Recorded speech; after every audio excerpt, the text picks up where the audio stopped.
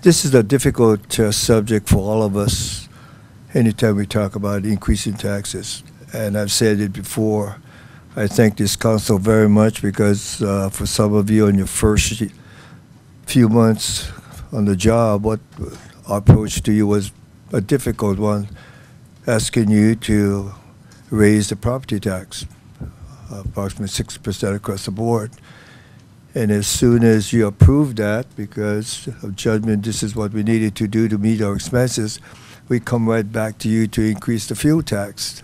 And there's no better way to be popular with you guys than do that back to back. And I believed, and the public believes, that you did the right thing of courage to, we need to do this because the fuel tax was not raised for, what, approximately 30 years. And that accounts for how bad our roads have become. So thank you again for that, and always will thank you for that. In regards to what I'm here for, is regards to something that some of you might have heard, that I do not support the excise tax because it is a very regressive tax. And it's still in place. I wish we didn't have to come before you, but a reality of revenues, the reality of expenses. I think we all know the difficulty of going back to there's only 3 taxes that we control: the property tax, the fuel tax, and the vehicle weight tax. The latter 2 obviously for transportation expenses. I am coming before you to consider in regards to allowing the county government in regards to excise tax of 0.5%. The one thing, there was a couple of things that really changed my position on that. Number one is in regards to fairness to the people that we are taxing. I was very surprised and pleasantly surprised because of what percentage was presented to me that the tourist pays for the excise tax, approximately 35 to 40% of the amount that we collect. And I really did not expect it to be that high. And I have great confidence in it. The state feels that even that may be lower than what reality is, might be even above 40%. I think all governments try to find sources of revenue that are away from, taken from their own residents. And the tourist tax is number 1 on that. And that is still high priority on this county and all counties to get a fair share of that. Right now, I consider it a very, very, unfair distribution of funds, especially what was passed last year of $103 million fixed, $103 million with no basis for inflation, with the state having a tremendous source of revenues on that. And we will continue to fight for that. And there are several bills in legislature now, one of which I think we will fully support. I like the ones that obviously has no cap on it and is based on percentage. Even on the lower one in regards to 35% to counties, that is I think substantial increase in regards to revenues for Hawaii County from approximately $33 million to $15 million, which is $15 million more than the present. The present one that shows a cap of $103 million to the counties, fixed with no room for inflation. You have to know that that is so unfair to all the counties, especially in light that TAT was established to help the counties. And initially, you can see it on writing in the legislative bills, 95% of that money was supposed to come to us, to the counties, for distribution. And now we're fighting in regards for a cap of, it will give us approximately 15.8% or roughly 35% to the counties. In regards to going back to the excise tax, I really feel there's one element of it I don't care for. If you approve it, it goes forward. I think we will fight to change it because it dictates that the money be spent only for transportation and nothing else. And I feel that the county government, you, the ruling body, should have the determination where our revenues are spent, not the state to say only for transportation. But I'm sure they had the reasons and had something to do with, I think, in regards to the transit system for Oahu, the rail system. But that's their situation here. They should not pass it on to us. So I ask this body to please consider approval of the GET for Hawaii County as a source of revenues. I believe a real good point of that is it takes away from constantly only going to only one source of revenue, and that would be the property tax. I believe this is a good distribution of getting revenues from a source outside the people of this island, and that would be the tourists that will pay their more than fair share. And according to the state stats, approximately 40% or more of the amount collected will come from the tourists. So I ask for your kind consideration of this. Thank you, Mayor Kim. Ms. Sacco, go ahead. So basically we're here today because the legislature did have the special session last summer, and they passed Act 1 basically, and that is the bill or the act that capped TAT at the $103 million for all the counties to share. And that they also gave us the opportunity again to enact the 0.5% surcharge on general excise tax, specifically for the purpose of transportation. And so it goes towards operating and capital costs for any public transportation system, so public roadways, our bus system, trains, ferries, but also pedestrian paths, sidewalks, and bike paths. And then, of course, any related ADA expenses to transportation as well. In addition, the bill also increased the TAT tax statewide to 10.25%, and the extra percentage going to the Oahu for their rail system.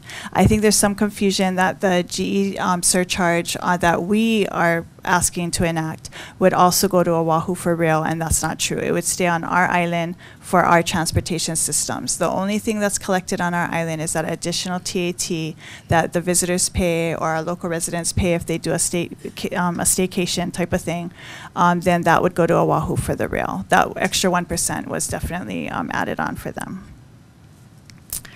So what is the proposed transportation surcharge? It's a 0.5% added to the current 4% state GE tax that's currently paid. All proceeds would go to us, Hawaii County, for transportation-related costs. And it's estimated to be about $25 million per year if we use the numbers on the state's website. And there's, the state says it could be more, but we're going with what I can actually see and feel and touch on the website. And so the ordinance must be adopted by March 31st, 2018, and the surcharge would go into effect on January 1st, 2019, and it sunsets on December 31st, 2030. Who would pay it? Pretty much everyone who buys goods and services on our island.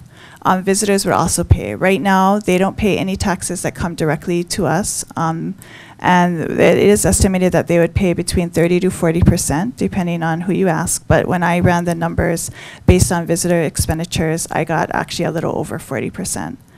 And eligible food purchases under the federal food assistance programs like WIC and SNAP are not subject to GET. Those are, do not have any GET, including the original 4%. And lower income residents also are entitled to a GE tax credit on their income tax returns as well, as much as $85 per qualified exemption. And it's like a staggered scale. Right now, you know, the state has given us limited taxing authority. Our primary source is real property taxes. We also do have our portion of the fuel tax that we control, but again, that also goes to highway funds, so it's transportation related. And our share of motor vehicle weight tax, another tax that goes to highway fund, that's transportation related. So other than real property tax, we don't have a lot to cover general fund operations. When they capped the TAT, they kind of capped us off at $19.2 million roughly. That's our share that will be there forever. Even though our expenses grow, TAT will remain flat at this $19.2 million. Prior to the cap, if we were still using the old formula that was in HRS, we would be receiving $42.4 million today instead of the 19.2. And so that's partly why we're here today. You know, so the legislature did ask that a TAT working group be formed. I was one of the participants on that working group. We gave our recommendations. They fell pretty much on deaf ears at the legislature. But if that was implemented now, we would get 33.1 million, which is still 15.8 million more than what we are receiving today. And there are several bills that are still alive at the legislature recommending that TAT work group amount. I don't know what will happen. We've been trying for several years, so I'm not too hopeful. But any amount that we get, any additional amount over and above the cap would be very helpful, because we've done it for about 5 different years, and each time when we calculate the amount of our budget that kind of contributes to having visitors here, or we spend on visitors, it comes out to between 30 to 40 million each year.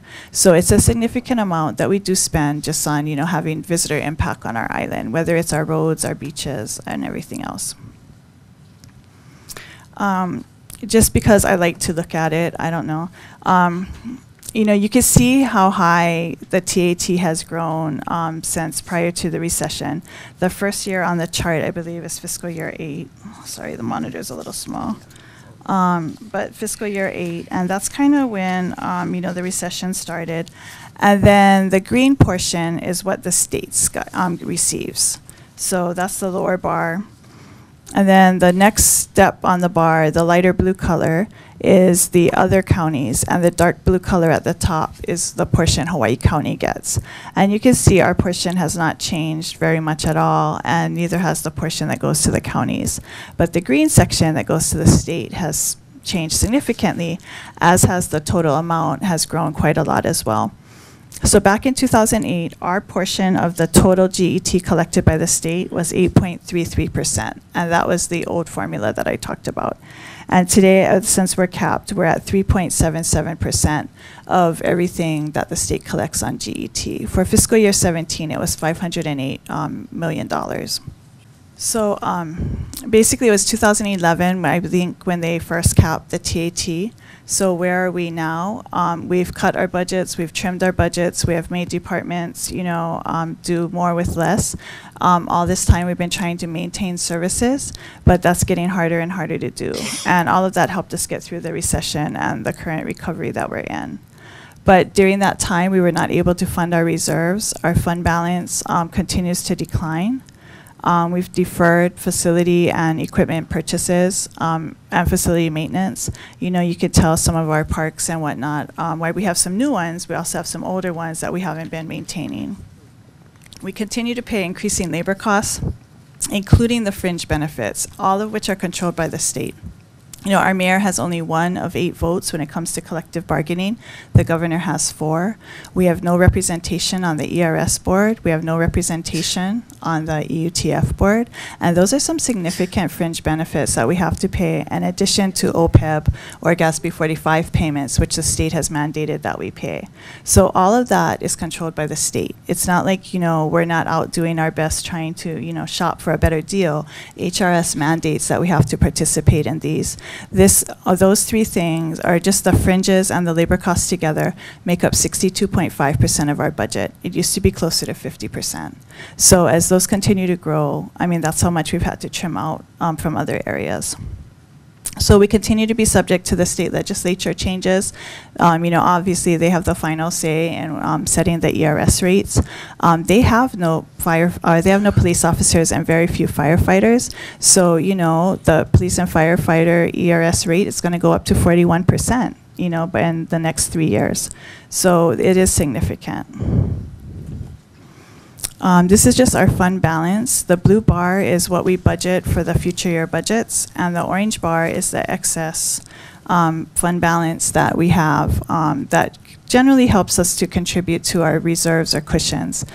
We used to have quite a bit of that orange bar, and in 2017 you can barely see that little line, and it was only $88,000. So we were squeezing. And part of the reason is, one of it was a conscious decision to not have to raise taxes on our citizens and our real property taxpayers. But we're not able to do that anymore. We have tried to use as much fund balance as we can, to the point that we barely skimmed by this last year. These are our general fund expenditures. Primarily they've been growing due to S&W and fringes. The bottom bar, or that lavender color, is the debt service. which fluctuates a little bit as a percentage of the total budget. The yellowish color is other expenditures. Then the next one on top is the benefits, and then total S&W on top. And we tried to draw the revenue line there as well. We want it to be about the same as our total expenditures, and that didn't happen last year. We ate into our fund balance a little bit again. And this year, we're not sure yet, but that may happen again. So, and fiscal year 19 shows that right now our revenue projections are not where our total expenditure projections are, and we have a little less than a month before we'll be presenting the March 1st budget to you guys. So we still have a ways to go to balance that as well. I'm Nancy Crawford, Deputy Director of Finance.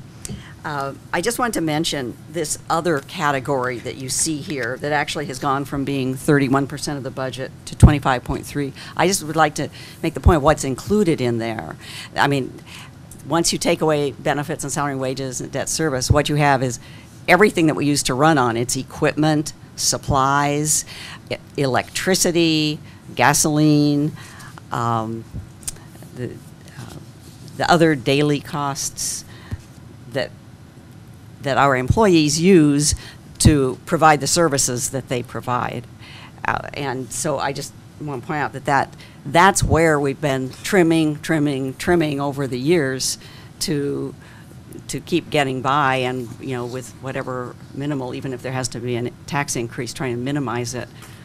But that's a pretty tapped out as a trim resource. Mm-hmm.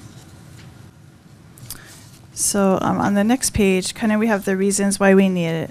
One thing is that the whole fight over TAT has kind of taught us is that we need to kind of be able to diversify our revenue base, or hopefully the state help us diversify our revenue base, because right now we're really kind of only allowed to adjust real property tax revenue to help the general fund. We do get TAT, but that's capped. And, the fear is, they capped it. Will they reduce it, or will they eliminate it eventually? We have the opportunity to address our traffic congestion, definitely to improve our mass transit system that you guys heard more about a couple weeks ago, improve our roadways, expand our fuel tax capital projects, which would be the bigger road projects, either redoing an entire road, digging it out, redoing the pipes. And then provide general relief in the general fund by paying for some of the operations that are currently paid for out of general fund for mass transit. And the opportunity, again, to recoup from some of the costs from our visitors. Our transportation system needs, when we talk to mass transit, the immediate need over the next 2 years is for 14 new buses. We don't have enough to pay for that right now. And then 38 new buses over the next 7 years after that. So to get the best system we need, that's a lot of buses. Having additional funding really for reliable, basically on-time bus service. For people to really use it to commute, they need to be able to rely on the bus to come when they expect it to come. And improved information to passengers, whether it's on the internet or an app, but getting better information out to them. And just in general, modernizing the fleet and the services. And definitely being responsive to the needs of those that are transit dependent. If you could ride the bus every day, you want to know when it's coming. You don't want to just be standing on the side of the road. And hopefully having more park and ride locations as well to help decrease traffic on our roads.